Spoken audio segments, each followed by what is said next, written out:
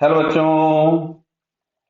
यहां लिखा है a particle of mass m initially moving along x axis with speed v collides with a particle of mass 2m initially at rest.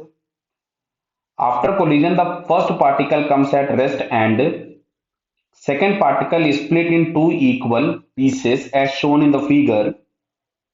Which of the following statement is correctly describe the speed of the two pieces if theta is greater than 0? Clear? देखो बेटा, यहाँ पे कुछ भी हो momentum conserve होगा। तो अगर हम इनिशियल मोमेंटम देखें तो इनिशियल मोमेंटम हम लोगों को मिल रहा है mv।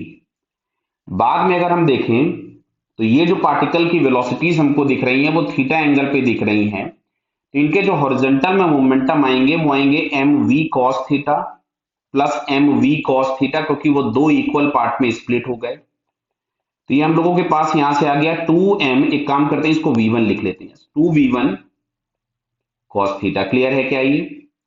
तो अब यहां से एम कैंसिल हो गया, तो v1 इज इक्वल्स टू आपके पास मिलता है v/2 into 1/cos theta. Clear है? तो अब जो भी होगा हम लोगों के पास थीटा ग्रेटर देन जीरो दिया है, तो cos थीटा की वैल्यू हमेशा 1 से छोटी होगी, तो ये ओवरऑल नंबर हमेशा 1 से बड़ा होगा। तो जो भी v1 आएगा it should be greater than v/2। तो जो v1 वेलोसिटी हम लोगों को दिख रही है, जिसको हम लोगों ने यहाँ पे v1 एज्यूम किया हुआ है, तो v1 जो होगा that is more than v/2। तो इसमें जैसे फोर्थ ऑप्शन में लिखा है ना, each piece moves with a speed greater than v/2, दिख रहा है बेटा आप लोगों को ये फोर्थ ऑप्शन? तो यहां से हम लोगों के पास इस क्वेश्चन में फोर्थ ऑप्शन करेक्ट हो जाएगा। क्लियर बेटा?